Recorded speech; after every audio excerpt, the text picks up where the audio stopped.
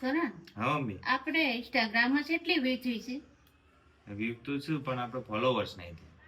તો ક્યારે થશે બેટા? કેટલા? તું કે તો 1 લાખ થઈ ગયા છે મમ્મી. 1 લાખ તો વ્યૂ જોઈ છે આપણે વિડીયોની, વ્યૂ જી છે અમુક વિડીયોની. હજી લાગે ન છે. ફોલોવર્સ નહીં થયા મમ્મી લા. ઓ કેટલા છે? 14 કે થયા છે, 14,000. ઓ તો જાણે થાય બેટા. વાર લાગશે, ધીરે ધીરે આપણે જેમ વિડીયો મૂકશું ને હા એમ થશે.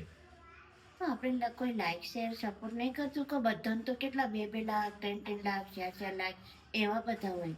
એ તો છોકરીઓને થઈ જાય જલ્દી. કેમ એવું? છોકરીઓ તો ઓમ કદી કોમ કરે એટલે થઈ જાય. કે છોકરીઓ બી મહેનત કરે છોકરા બી મહેનત કરે પણ છોકરાઓ મહેનત કરે, છોકરીઓ મહેનત ના કરે, કશું ના કરે તો ઈવન વી આવી જાય તો. પણ મેન તો છોકરાઓને વિચારવું પડે. હા જે છોકરા છે ને છોકરા છે ત્યારે છોકરીઓ છે.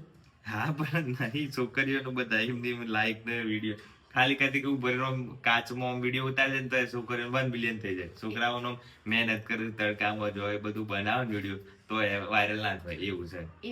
એવું મોટી ભૂલ છે બેટા. તો આપણે તો શું કરીએ? મને ઇન્સ્ટાગ્રામ એવું કોઈ મોટું માણસ મળે ને તો હું તો છોકરાને આગળ લાવી દઉં. એવું તું ઇન્સ્ટાગ્રામ ની પેલી હોય તો આમ ઇન્સ્ટાગ્રામ ની ઓનર હોય તો તું છોકરાઓને આગળ હું લાવ તો છોકરાઓને જ આગળ લાવી દે. ના હોય. તો છોકરાઓ બિચારા કેટલા બધા નારાજ ફરતા હોય સાચી વાત. અને મારે ક્યારે હું આગળ વધી, ક્યારે મારું સારું થશે એવું બધું સપનું વિચારતા હોય ને બાપા. હમ. તો જે સારું વિચારે બેટા, જે હારા વિડીયો બનાવતો હોય. હા હમ.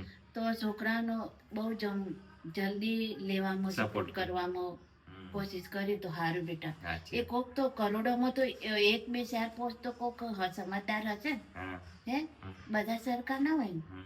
એટલે મારે એમ કેવું થાય છે કે જલ્દી તમે છોકરાઓને સપોર્ટ કરજો. હમ. છોકરીઓને કરો જે સારા કન્ટેન્ટ બનાવતી હોય, સારા વિડીયો બનાવતી અરે કરો પણ લિમિટ રાખો. લિમિટ તમે તો આમ સામાન્ય છોકરો ઓન ટાઈમ કર્યું ને હા. ઓહ ઓહ.